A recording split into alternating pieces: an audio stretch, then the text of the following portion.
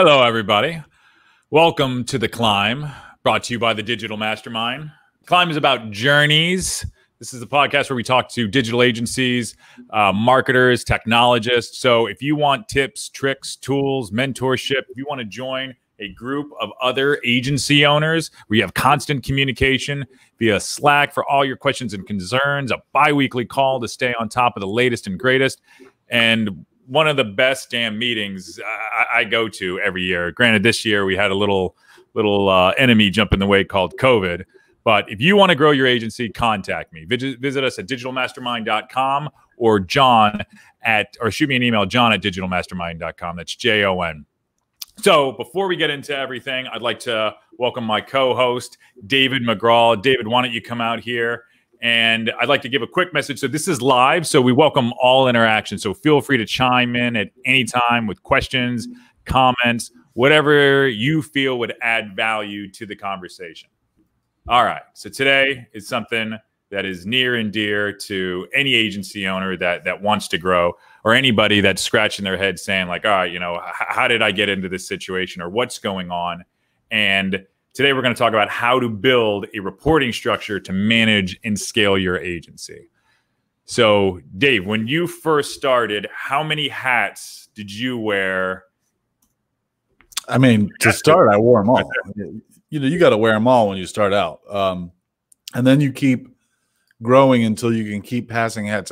We should almost, go buy some hats and start passing them out just to signify when it's like ready to relinquish control, which is also really difficult to do as an owner, is to be able to relinquish that responsibility because you're so used to doing it. So yeah, like the delegation of it, that can be tough, especially when somebody lets you down. Yeah, but when you relinquish that and you kind of give it into someone, that you have to trust them that they're going to do just as good as you are. As a business owner, everybody remembers that. And when you can get past that phase where you're no longer wearing all the hats is like a breakthrough moment. Yeah, I think it's also telling when you begin to really understand the way that your company is being shaped and formed by the people that are in it, right? So when you, like, for instance, I remember hiring a bookkeeper so I didn't have to do billing. Right. That was such a relief. It was just like, okay. But then also you find out that the bookkeeper isn't an accountant. Right. So like, oh, you don't do these certain things. All right, well, I'm going to have to, take those on because I was, celebrating a little bit early there.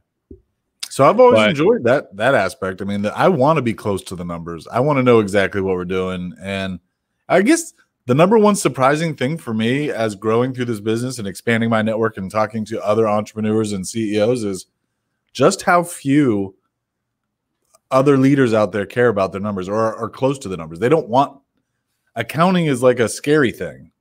And that blows my mind. I'm shocked about that. Like, and I don't know if it's – I think it's the monotony of it. I think that bothers me, where it's just like, and granted, so it's the whole debit and credit systems with accounting, using a bookkeeping system, having it done a specific way. Like, yeah, I don't enjoy that process at all. I love knowing the numbers. I love being close to them and having that data, accessible. But doing the day-to-day, no. Like, I love a beautiful ditch, but I don't want to dig one. Yeah, I just feel like it gives me my opportunity. That's my, finger on the pulse of the business. That's my checks and balances to make sure that nobody's buying stupid stuff or wasting money, or I don't know. And I set up systems so that it's not taking up all of my time, but I definitely enjoy it. Yeah, I think it's fair. You enjoy it. It's cool. Yeah. There's some people that hell own huge restaurants, but they still enjoy sweeping the front stoop. It's like, all right, cool. That's that's their little meditation, little Miyagi moment. Right. But Cobra Kai. Also, that's a recommendation. Season 2 is out. Just finished that. So to all of our viewers and listeners, excellent show. That is a fantastic show. Sweep the leg. All right, getting into this. So, before we get into this, I want to preface something too. So, if you're a smaller agency, you're even a larger one, there's a certain balance that takes place between going with your gut and actually believing the numbers. So, I know there's some, I've even dealt with some larger agencies where it just seems as if they're kind of cowboy gunslinger, if you will, where they're not trusting the data. And I've seen this in other businesses as well, huge companies. Absolutely. So I think it's important to understand what your relationship is with data, and, you know, understanding that if you have the proper things in place, you can trust it and you should trust it, rather than continually be like, no, fuck it. No, that's the way that I feel. Like, all right, well, that's great. You can, you know, get an emotional enterprise only so far. Look, before starting Oyova, I worked for an organization that built business intelligence software, and we deployed this software with every Ford dealership, lots of other OEM car manufacturers, and then we would do surveys. So we told them all the things they needed to do. If they wanted to make $1 million more, then they needed to do 30 more oil changes a month, you know, whatever. We could tell them the map of how to make more money. And so each dealership was required to make these plans and submit them to Ford for approval. And then we'd send out a survey after they do this. And it was something like 57 to 60% of people still trust their gut over the numbers we're telling them. Yeah. So, and also that could be niche centric, right? Where that could be car dealers, right? That's just the I mean, if you think of the personality of a car dealership owner, yeah, I mean, they're right, period. Yeah. And I think that's one of those groups you can easily make fun of, and everybody would, you know, completely agree. There's a certain type of breed of people that sell cars, 100%. Like the LaRussos. LaRusso Auto Group. So, and another thing we need to mention in here too is repeatable processes, right? So we've stated it before; they're super important, but they're a necessary component and must be emphasized for reporting. And I'll get into that in a little bit, but that's essentially what we're talking about today, right? Reporting.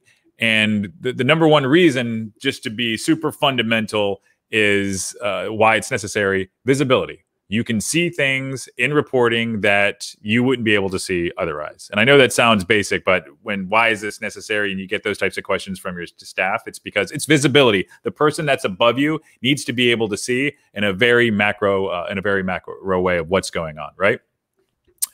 But reporting, though, always wasn't with, you know, data and technology. So it goes into departments. Dave, let me know if I miss any in here, right? So let's talk about the functions and the structure. We have essentially marketing promotions. We have HR. We have production. We have sales, account management, or customer support, depending on how you want to phrase that. Accounting and finance, you know, that billing department. We have purchasing, legal, and IT. Any others? No, that sounds about right. I mean, you could say facility management if you have an office. That's true. You know. Yeah, we could throw in R&D depending on the way your company is structured.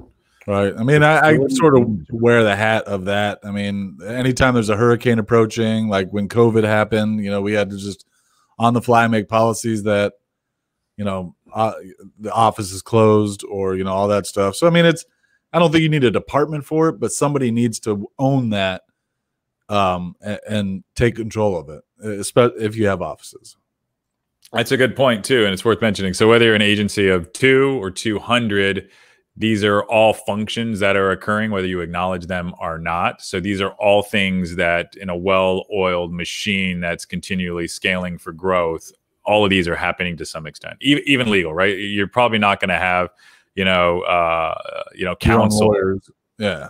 Right. Yeah. Sitting next to you or down the hall. It's probably something that you're going to outsource. But regardless, that is a function that is occurring within your business. Right. So on the reporting side, though, you want to know your numbers. You want that dashboard in front of you, the levers that you can pull, you know, back and forth. And as I mentioned, that starts with the data, right? So also getting super fundamental. You know, I think it's to start framing this out, you know, what do you need to know so you can make informed decisions, right? So what systems do you have in place, that already provide data, right? So I would go through these. All right, what do you need to know? So map those out. All right, what systems do you have in place that provide data? And it could even be old school where people are just, you know, writing in their numbers. That's not necessarily something that I recommend, but that is, you know, for time tracking, that is, you know, a report. I also recommend looking at like where the gaps are. All right, what are the things that you don't know that you want to know? And you want a simple way to see this information in a macro approach, as I said. So, Dave, when you first started, what were the things you knew that you needed to know immediately from a reporting standpoint to make informed decisions? So first one for me, and I think probably most agencies, is going to be time tracking, because we're a service-based, industry. If we're not time tracking properly, we're not billing properly, we're not getting paid properly, we can't do anything properly at that point. So that's got to be number one. From there, if you can get your time tracking on a pattern and everybody's doing it consistently and you're doing it right, which, look, we still struggle today doing that.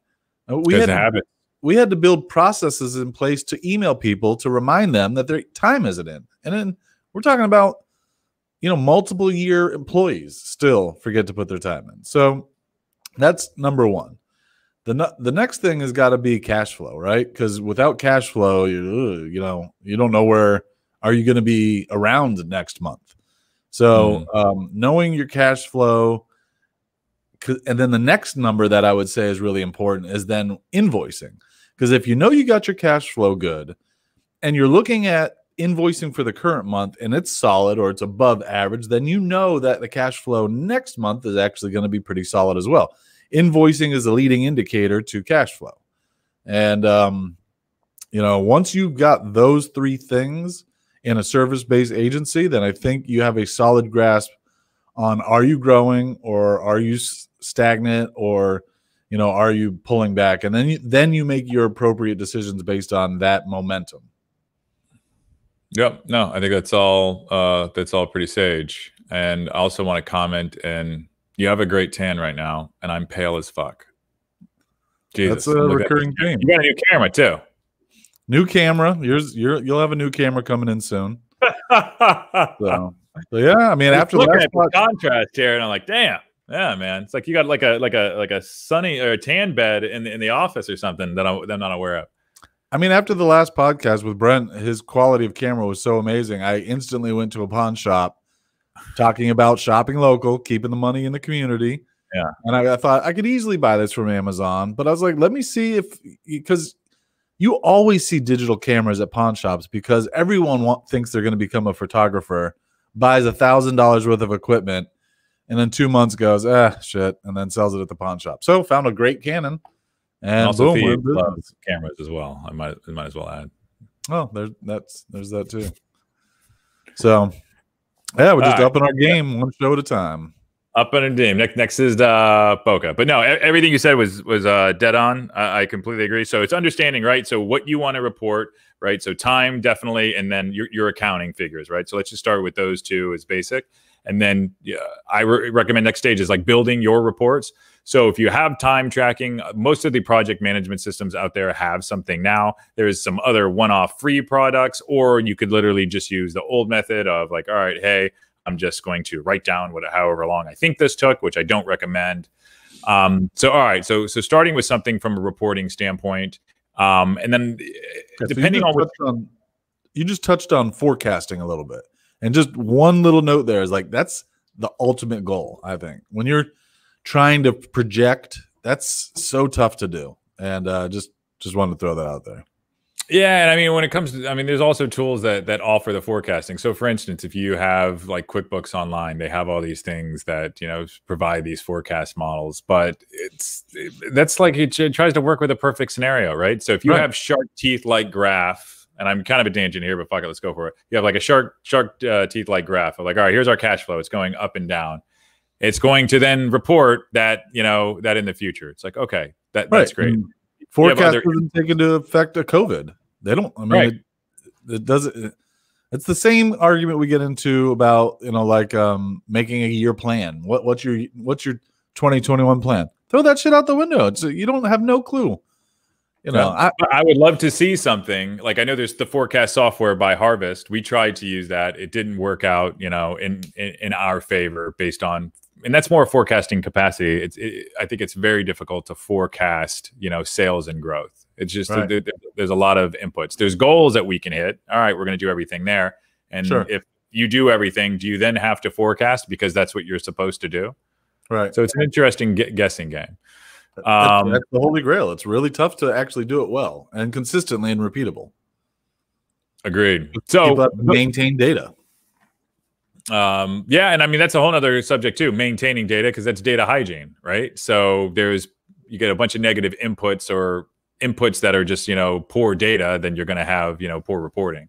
Right. But don't let any of that stop you. I think just start with something, right? So build a report, and just figure out what you want to measure. We're not going to create some kind of, dream panacea type of template here. This is more of, all right, this is a base level of this is where you should start. This is where you should go. I recommend starting with spreadsheets. That's what I started with. We still use a ton of spreadsheets. Excel is a fantastic program. Google Sheets, also amazing. I don't recommend any of the silver bullet, dashboard tools and all these beautiful glowing things. One thing I did notice too with our SEO team years ago, when we had a lot of the dashboard tools were coming out, we underperformed if we were using the dashboard tools versus if I made them enter the data into a spreadsheet. Interesting. And I believe it was because they were, maybe as you were mentioning, like with your bookkeeping, how close you are to it. You're now actually having to put in there, all right, this ranking dropped by 2 positions. Like, that's shitty when you actually have to enter that in and you're responsible for that drop in rankings. Granted, Google could have did an algorithm update, but that was a correlation. All right, cool. Everybody started having to enter that data in, and then the rankings continually went up. I think it created a sense of ownership. Yeah, and you had to you get that dopamine hit if you put in that big number, or you feel the depression of a losing number. So you feel a personal connection to that number now. Yep. And as I mentioned, no silver bullets with building a report. You can get things like there's like Clipfolio and all these other programs that you can implement data, and there's like Supermetrics that you can plug all these things in. I think at the end of the day, what do you need a visual? All these raw tools. Like, I mean, if you're just looking for data, procrastination. That's what people do. Yeah, and you're wasting a lot of energy creating data-driven dashboards when you can just have a column that says 534, whatever that number means. I mean, why do you need a data chart to express that? I mean, I get it, and it looks nice. It's cool for presentations if you're on that level, if you need to present your numbers. But in the reality, that's a whole different story, right? So if you're gonna, and this is mainly the internal communications. I mean, client reporting, not gonna take away. That's important. I mean, if I was going to mention the functions, I would have went under production, and we would have said like email marketing, paid search, programmatic, content. Yeah, each one of those things, which is a whole nother realm. This is more in the conversation of your internal reporting systems for you as a business owner or manager. Right. Yeah. I mean, those, you should just need a spreadsheet with some data that shows you the trends. Yeah. Even it's good visual examples I could show. Let's do it. Crack that thing up while I'm going here. I'll show it in a little bit. I got to find it. It's going to be a while. That's what I'm saying. I'll give you some buffer time. No dead air here on no dead air, because I'll talk about what we built. So we manage a website called Jobs and Sports, and what we were trying to do is find out, are we growing or are we not? Now, we took over this site, what is it, 2 or 3 years ago? 2.5 years ago. So let me see if I can share my screen here. And by the way, this is the oldest, best performing job board online if you're looking for a job in sports. Hence the name. So what I did is I just put together a monthly report, which just how many charges how many new sales did we get? What's the percentage change month over month, year over year? The total amount, and then what's the percentage of that? And that's enough for me to know, are we growing or not? You see a lot of red, COVID killed a lot of jobs, and this is evident of it. But then we're starting to see some positive numbers. So it's nice to be able to see that trend. And then you also have to be able to connect the data to the actual what's going on in the world today, right? So we know that COVID's happening. Sports were shut down. So if you're a job board for sports and there are no sports going on, then there's no hiring for all the extra, positions. So, but this is something as simple that really gives you some great insight into what is going on in the business. And this is just a small e-commerce website. So well, let's take this sheet real quick, right? So this for this company that we manage, right? So first off, how long did it take you to build it? Less than 30 minutes. Less than 30 minutes. And then when you manage this sheet, do you just you don't have it connected or to a bunch of fancy feeds? You literally get that data from somewhere and then you just plug in the numbers, correct? Well, we have an account manager that does that, but she does it once a month. Yeah, yep. But it takes all of 10 minutes. She logs into authorize.net and grabs the numbers, plugs them in, and then boom, we're done. We're moving on. And then the key is the color coding and adding the trending stuff in it. That was part of the first 30 minutes that I put together, and that's just a formatting rule.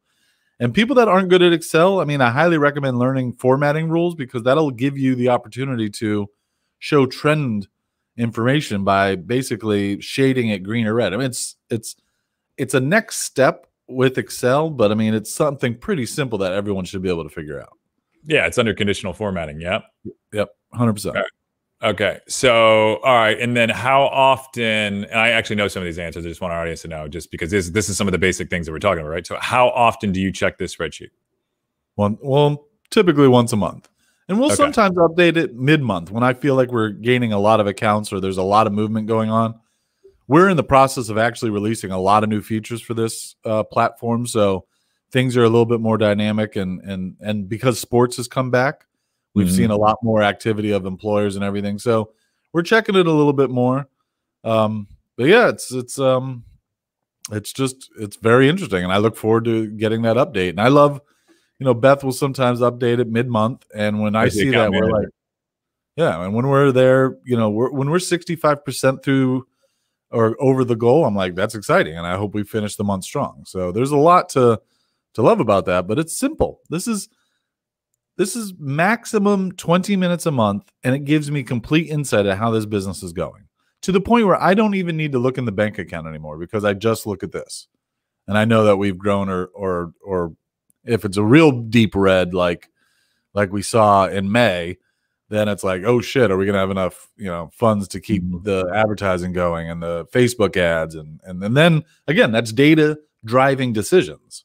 Yep. So, all right. So I think it's tease up the next component, which is communication and collaboration, right? So this is a perfect tool that the account manager knows what they need to add. We know essentially as managers of this, what we need to report on and what is being reporting. We know what systems to pull from. You mentioned like authorize.net, for instance, on that one, and communicating with any of the other stakeholders of what's being reported on, how they're being measured. So I think that's one of the biggest missing things in reporting that I'll see with some people. They just have their own little report and they don't realize the power it has when you share that across with others. So, with that and with others, there's a regular meeting that's scheduled, on reviewing, what information is shared and how that is shared. Because if we go back into that structure, right, let's say that it's perfect scenario. And then let's say it's a company of we'll go to that 200. Each one of those, whether it's going to be sales and marketing, the HR, production, so on and so forth, there's going to be bodies that are in charge of these departments and these roles. So there's going to need to be a feed of data. And even before the internet and essentially computers, that's what it was. There was somebody that was under, they're reporting data up. All right, and that's how the decisions were made. So that communication and collaboration is a very, very important component that I highly recommend people embrace. And it might sound silly, but I run into that all the time where I'm like, oh, this report, like who else gets this report? It's like, nobody, it's just me. I'm like, what are you out of your fucking mind? Like, I mean, that is a game changer. Like if you shared that with some of the other people in this company, like they'd understand, what's going on in this little section that you call your fiefdom. Well, so one thing that I think people get wrong most of the time is how they utilize their Google Drive. Because so often do I just see, people just create documents and then they share them with the right people. And sure, they're saved to their Google. But how does somebody find it?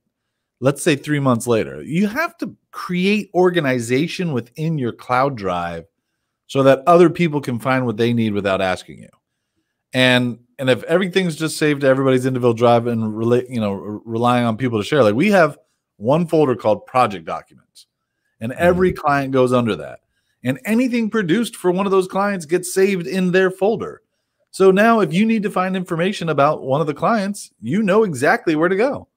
And you don't have to just hunt through your drive, because a lot of people that just are constantly generating documents and just not saving them to a specific place, they're just kind of in this, the cloud of, no organization. And then it's hard to find those old documents, or you have to search for email for somebody that sent you a Google Drive document. So, which is interesting. Up until like a year or two ago, when it came to Google, is the irony in how shitty their search was in Google Drive or in Gmail based on what you could do for SEO. It was completely worlds apart. Right. Jennifer agrees. I mean, it's organization of your cloud accounts is key for keeping your agency organized. 100%. Yeah. And that could be a whole other show based on the structure, where it's, all right, you have all of your client files, and then within those, especially when it comes to delivering marketing services work, there should be a specific structure, and even website designs, right? I mean, you're going to have images folder and a lot of the other assets that should be developed in a specific way. Right. All right. So, and I think, all right, that brings up the next solid point is standardization. Right. So, all right, if you're going to get into, the reporting game and really start understanding, the levers that you're pulling, standardization, you want to deliver the same result as much as possible, even if you're a consultancy and you do all these things that are different, tailored, bespoke, and all these different ways. I get that. But there's a whole bunch of things like creating the contracts, proposals, actually, for instance, finished project plans, like how are you going to get the reporting data there? What is the CRM that you're going to use? Setups, all those different things. If you're going to deliver the same result, you want a standardization for them. All right. And that starts with process, as I just mentioned. But you also want to standardize the structure. So when you standardize your reporting, as Dave was just showing in his report, he's not continually adding all of these different new things to measure or changing the things that he's measured, because that's literally just developing a plan to be upset and have something that's unworkable or unusable. For instance, you have Fahrenheit and Celsius. We're not going to change the way that we're measuring things, because that's only going to make madness, right? So you want to make sure that if you're going to set, this is the way that we track time, this is the way that we do our books and accounting, these are the figures that we look at, this is the way that you're measured, whether it's a subordinate or one of your team members, that standardization is paramount. And if you don't do it, I promise you, you're just asking to be frustrated and find failure where you should. I think Dave is on the hunt for another spreadsheet. I am. Would you come up with? So what I'm thinking is, let me bring myself back in here.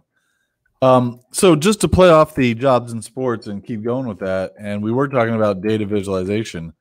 I did want to share this dynamic report that this is not pretty, because it's not meant for pretty. It's just give me data. It's definitely not pretty. Right. But here, the only thing I focus on for this site is, am I beating yesterday? And in this case, last month. I don't really I don't care about a long-term trend. Am I beating last month? That's all I care about. So that's what this chart shows is, do we have are we projecting more user accounts this month than last month? Yep. Looks like by a good chunk here, like 10%. Employment applications as a trend are down. That's not good. Active employers looks about even, and employer emails look down. These are on projections in early in the month, since we had a vacation day and the month started on the 1st does affect these. But then, I have some basic charts, and this is what we look for. We're just, like you said, don't change the metric halfway through the game. And if I wanted to start tracking something else, like that other spreadsheet we were showing, I would create a separate spreadsheet and start tracking from that moment on, and not affect that report. And which keep it separate. You could do that. And I think the other thing too, though, is there is data overwhelm, right? Where Correct. It's just, there's so much to look at. And I think that's a breakdown, because there are certain things that just stick with those numbers. We're having new subscribers, right? It's like, okay, that is like the mother metric, and you can have all of these others, and data tells a story, and you can figure out what that narrative is. But I think it's really important, for instance, sales and marketing. I'm always looking at, all right, new customers, and new potential customers. Those are the things that guide a lot of my thinking. And I think once you have those North Star metrics, don't ever change those. And that's definitely one of the points I want to drive home. Sure. And maybe, you know, somebody will say like, oh, and I guess that kind of goes into the gut, right? That we were talking about earlier to the car dealerships, because you have all these things and then they're going to like start, you know, fucking reading tea leaves, and they're going to start, you know, like, oh, this is an omen, and there's so many superstitions. That to me is just garbage, and it will really get in the way of being a high performer. So, one of our viewers right now, Jennifer, mentioned Google Data Studio. Now, I've never actually used it. I've seen some cool things done in it. What's your experience with Google Data Studio?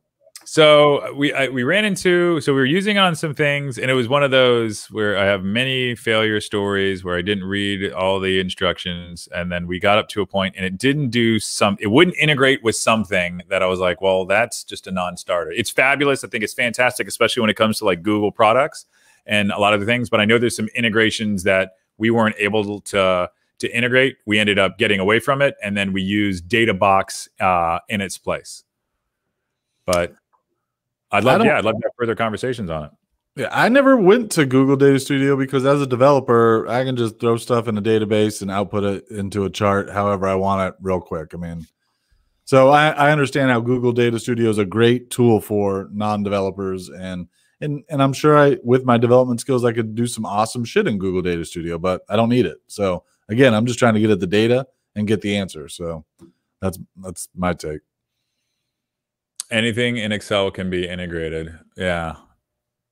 Yeah, I just need the data in Excel. I don't need to see it in a visualized manner.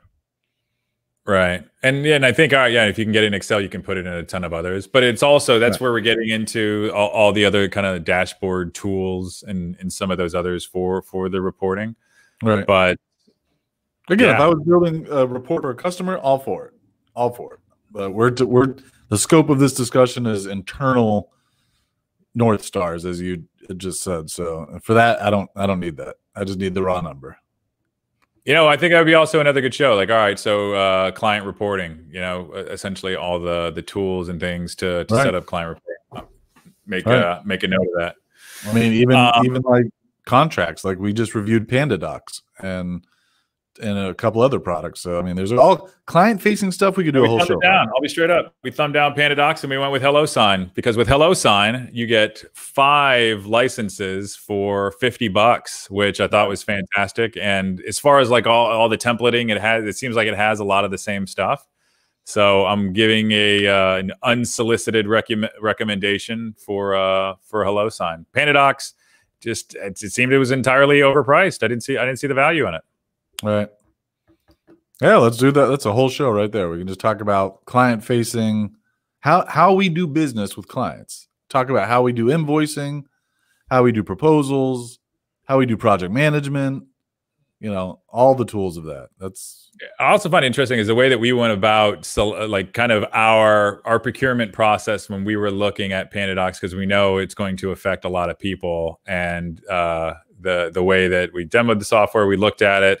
And then we just, you know, there was instantly after that, we're like, all right, that seems like it's a bit overpriced. We found 4 other options that were substantially less expensive.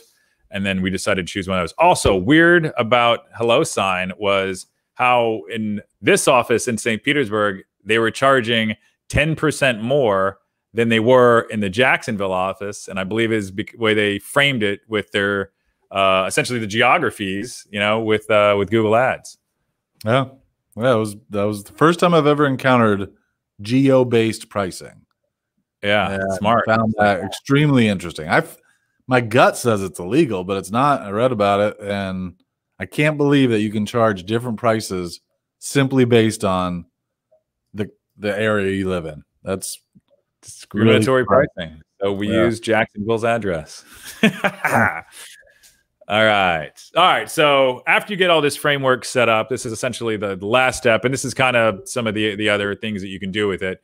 Get fancy, right? So you can integrate more reporting systems, right? So based on that first spreadsheet or dashboard, or, you know, if you're Jennifer, Google Studio, whatever you want to use. So you can integrate, if not all, right? You can maybe even go an ERP route if you want to get super luxury. But, you know, once you have that, you can reevaluate your processes, remove inefficiencies. This is essentially why you want reporting. You're going to make decisions that are going to continually propel your business in a positive direction. And of course, with that, you're going to see potentially staff that you need to remove based on them underperforming. I remember early on, I found an employee cheating on his time just based on the way that he entered his time. It was a specific pattern that he would use based on the numbers. And it was just like he would add an 8, like every 5th one. There would be a 5, like every 3rd one. There would be like a 4. And it was just like, holy shit. So I brought it to his attention. I asked him, like, is this time accurate? Did you go and change, your time? And he said, no, I went ahead and just made up those numbers. I was just like, wow, that's crazy. I mean, called on the spot. It was like an English murder mystery where they just, confessed immediately. But I was really proud of myself for kind of going a beautiful mind and looking at these and saying, like, wait a second. Pattern will tell you everything. I mean, I pride myself in being able to recognize patterns. Yeah. They say it's one of the things that makes humans human, pattern detection or something. That's one of the separators from animals. But the better memory you have, the longer scope you can see, the longer tail patterns you can recognize. And most people just don't have that ability to see long running patterns.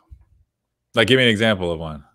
You had to ask. I don't know, just human behavior quarter to quarter, being able to know that, sure, you see certain behaviors in the first month of the quarter versus the second month of the quarter versus getting ready for your quarterly review. And, you see those behaviors, and it happens all the time. I have some employees that I know, I'll just say, like, all right, every 3 months we have this issue. We need to, some employees, they need a 2-week pep talk every 2 weeks to get them back in line. And it happens every single time. And a lot of people will just look at that and say, and just be frustrated and be like, oh, they never learn. Well, yeah, it's just, that's their cycle. People operate on different cycles, whatever is going on in their life. And so if you can recognize the fact that somebody needs that pep talk every 3 weeks and just proactively have it, then you don't have the dip. So yeah. It's funny is that they don't notice. So it's like one person noticing a pattern to help them, but the receiver not realizing that, they're being observed and a sense of pattern, and this like new rhythm is occurring for the betterment of it. And if you can recognize it and they don't, then you can, it's pretty powerful because you can, fix things before they're broken. It's like, what's the Minority Report with Tom Cruise where they know you're about to create a crime?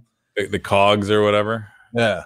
So, I mean, they're just looking at the patterns of people that would commit crimes, and that's what they're assuming. So, right on. All right. Do you have yeah, I think that, well, it could be, it's kind of like, it's management on one side, and then it's, I think, positive manipulation on the other.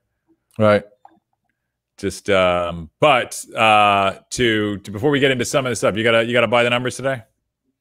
No. All right.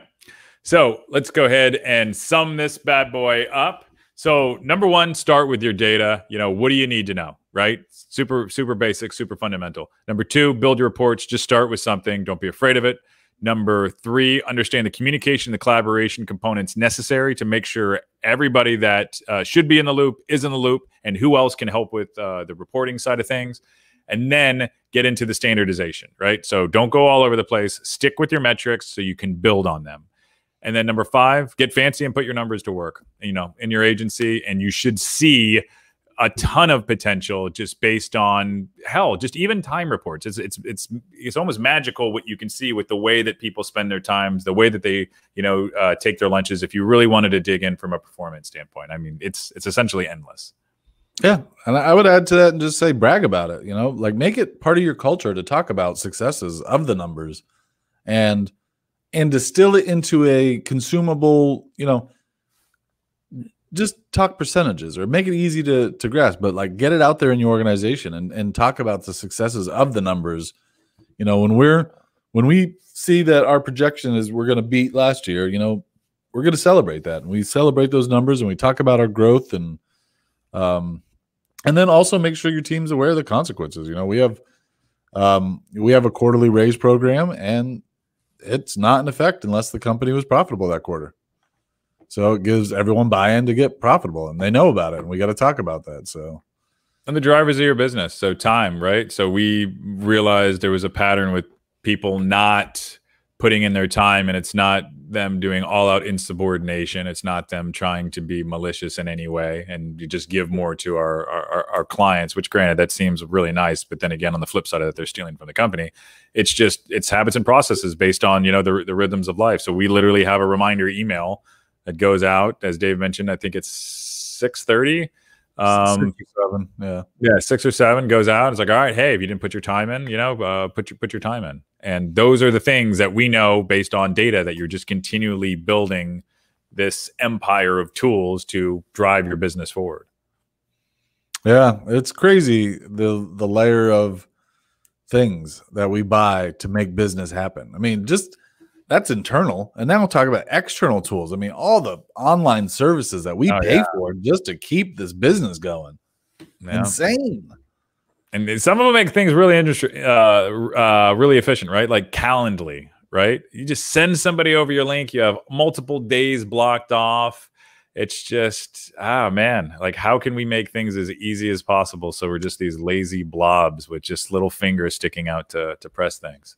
Well, just eventually we'll just AI everyone. So with all these tools, we'll just, I mean, hell, Google's writing your emails for you now. So they are, but have you gotten the correction one where they messed up and then it like kind of freezes your box and then it pulls up like, oh, well, what should we have said?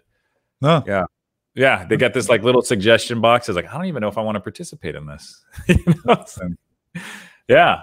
So it was, I think the email I was writing is like, yeah, hey, let's have a call later today. And it was fighting me on like later in the week. I'm like, fucking stop it, damn it. And then it like pulls up this box. And then it was just like, oh, hey, what should we have said? And it gives me like all these suggestions. None of them matched. And then it was like, there's this other box, like, which one's irrelevant? And I was just like, I don't want to participate in this. Yeah, I don't feel good about it right now. So I clicked out of it. So even when it's auto suggesting something that I was going to write, I still write it out. Really? Yeah. Just burn the calories, man. Just go for it anyway. I mean, I want to write it. I want to write it. This is my words. This is my message. And I mean, God, if I'm to the point where I need to shave 0.2 seconds, you know, of efficiency, then my goodness. Like, I look at all his energy though. Like, so the least amount of energy I have to waste on this certain thing, the more energy I can spend on something else. And I don't know. That's you know, you can turn that feature off. Like, you don't. Yeah, I mean, I don't mind it. I just never use it. I see it and I'm like, I just type. That's exactly what I'll type. Has it made a better suggestion than you were going to write though? So maybe once in a while. Shakespeare. Once in a while, yeah. Yeah. You know, but if anything, I enjoy the grammar correction more than the autocomplete. I mean, I'm a terrible grammarist. So we had a client one time that said something about grammar, right? There we wrote some copy. It was like a paragraph or a subtitle or something. And they're like, oh, you know, the grammar's off, and they wrote it over to us. They spelled grammar wrong. And I replied back. I was like, hey, actually it's grammar. And I spelled it back, and they didn't give an LOL or anything. We ended up eventually smoothing it over, but that wasn't one of my best. Right. Sounds like a dick move. Yeah, it was. You know, it was late in the day, and we worked really hard on something after hours. That was like a rush project, you know. In any event, can't take it personal. Can't let it. I didn't. It was just all right. Hey, if we're going to call things out, like, yeah, you know, let's have a little fun while we're doing it. You know, that also happened one time where somebody wrote, there's a misspelling in this, and they misspelled misspelling. That's incredible. Yeah, I think it's important if you're gonna throw the stone that you don't live in that proverbial glass house. So let me ask you this: it's conversational. Before the merger, what was your number one KPI? Number one KPI was, I think we've gone over this before, and maybe it's changed now. Well, I mean, now if we're looking internally in the business, capacity was one of the KPIs I was always concerned with. Okay. So let's say that we only have X amount of projects that we've sold, and I could be working. So is work not? Wait, hold on a second. I could probably find the report. We don't use it anymore. There was work sold but not delivered and then there, which was not delivered, and then there was capacity to deliver. So that's where we got into testing with forecasts and some of the other things. And then what I ended up doing is just building essentially a spreadsheet that had the number of people we had with the number of hours attributed to the amount of work that we sold. So I knew how many, work days, weeks, and months we had to keep that pipeline essentially flowing. Since we created the utilization charts, have you looked at it since? I think I've looked at it like 2 or 3 times. Yeah. No, it's not in my regular regimen.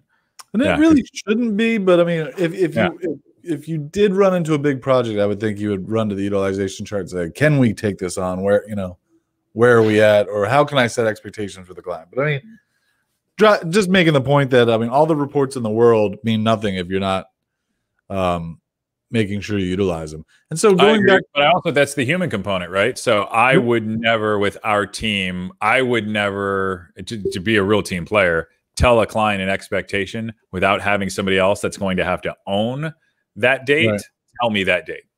Because I could say like, well, I told him or her this because you told me this. I think it's important to have that buy-in. And I don't know if we're ever going to get away with that with AI or reports or whatnot. Sure. Also, do you use your bookmarks on your browser at all? Are we interviewing me? What's going on?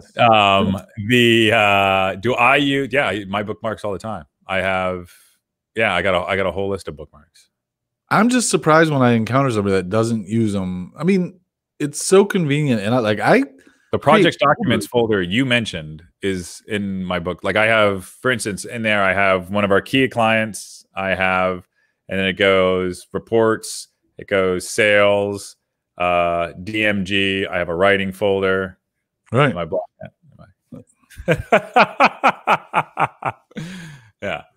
I organize. I have folders so I can access all my important Google Drive docs, the financials, the utilization. We've got this report that I can quickly access. I mean, that's organizing your tools is the key to using them, because you can create all these reports, but again, if they just live in your Google Drive somewhere, I just don't feel me personally, I never used them. So I had to start creating bookmarks in my browser that got me to these tools, or I would not use them. So So pre-merger, I was guilty of continually getting in some like caffeinated, situation where I developed some awesome tool that I wouldn't ever go back to. Right. So I had like all these things, and I would go back and I was just like, wow, I did this in 2014. Like that's like a stroke of brilliance, but it's completely fucking useless because I didn't do anything with it. Right. And I also, just looking at my bookmarks, I only have the ones that I can view, right? Like in my top tab. But have you gone through and like cleaned out a lot of your old ones? Yeah, 100%. So I actually organized mine into years. So like my financial bookmark is just 2020, and I archived my 2019 folder. Your bookmark? Yeah. How do you archive your bookmarks? I didn't even know that was possible. Delete it. You get rid of it, or you move it all the way to the end of the line so it's under that double arrow thing. Okay, that's what I'm talking about. So I just looked in the double arrow, and then when I don't know how interesting this is, but I have like a fonts folder where these are like all the fonts that I like when I was more involved in the creative side of the delivery work. I mean, I have some nostalgic things in here. Jeez. I mean, I have favorite GIFs in my bookmark all the way back in the day. Oh yeah. Oh, this is like down a memory lane. Huh. Oh. I mean, these are things that I like to bust out whenever somebody gives me an interesting response.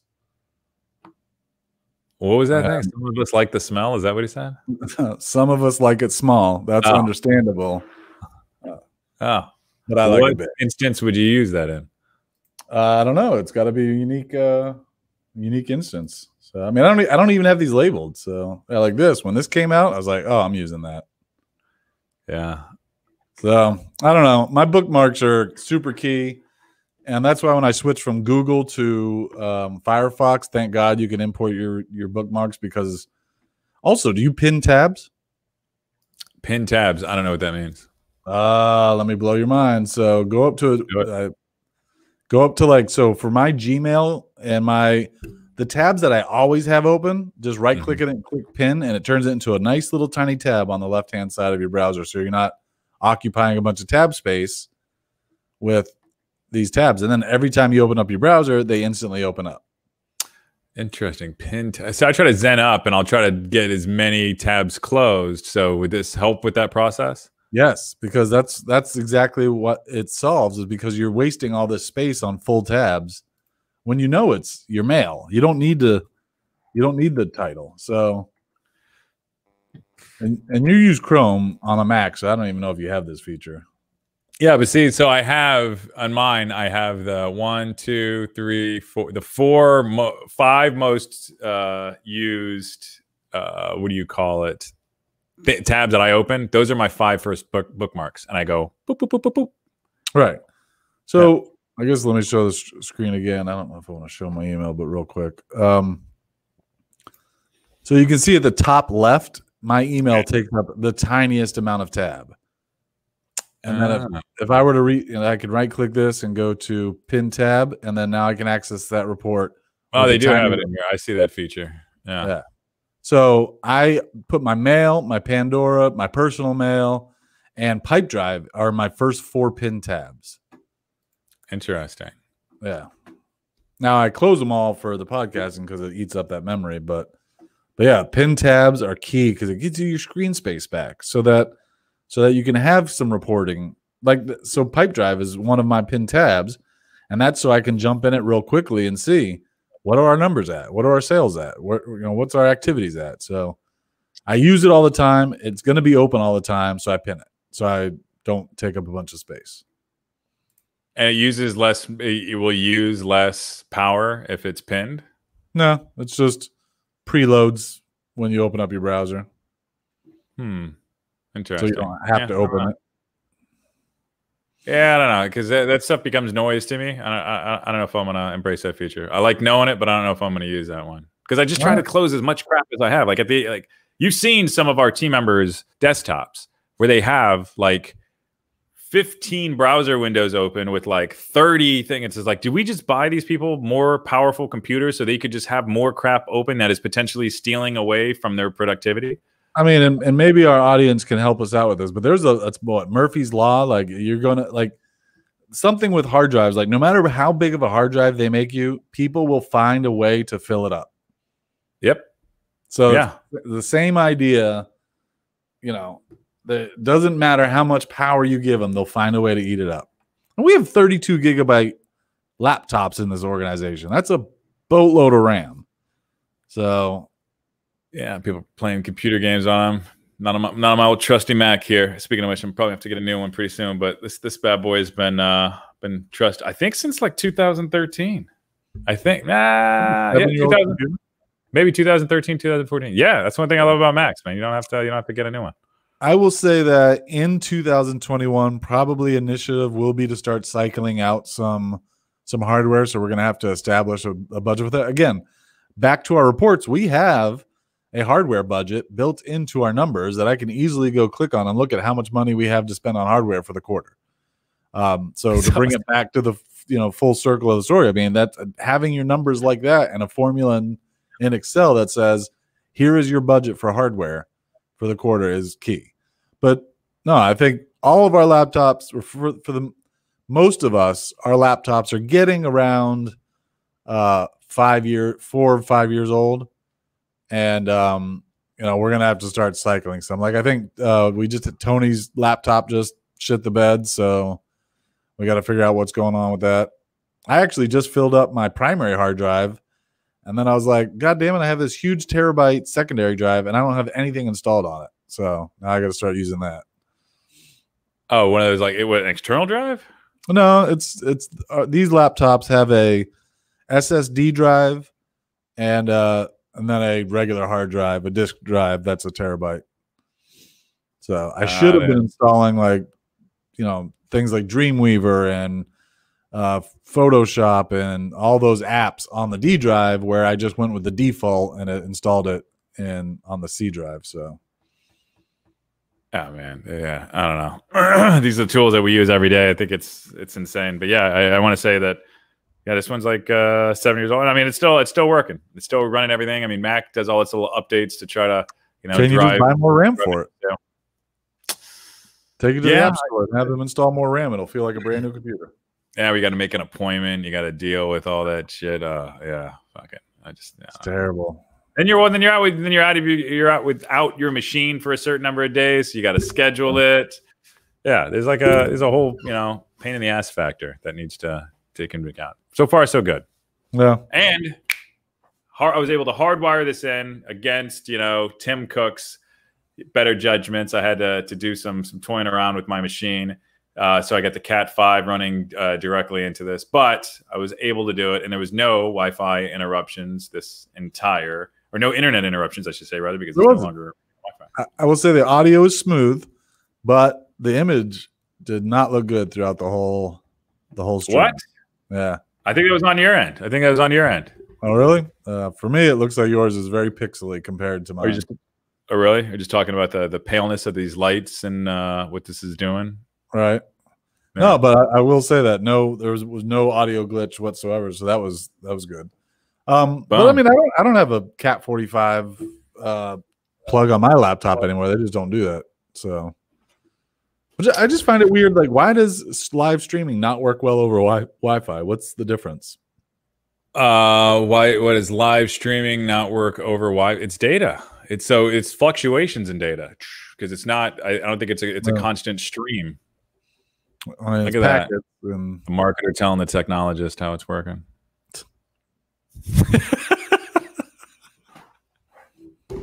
Other than that, do you want to end the show on that note? I think so. All right, everybody. Thank you so much for joining in. If you get a chance, check us out, www.digitalmastermind.com. Go ahead and like, share, comment, and do whatever it is that you want to do with the show. We look forward to chatting with you next time. Thank you so much. Bye, y'all.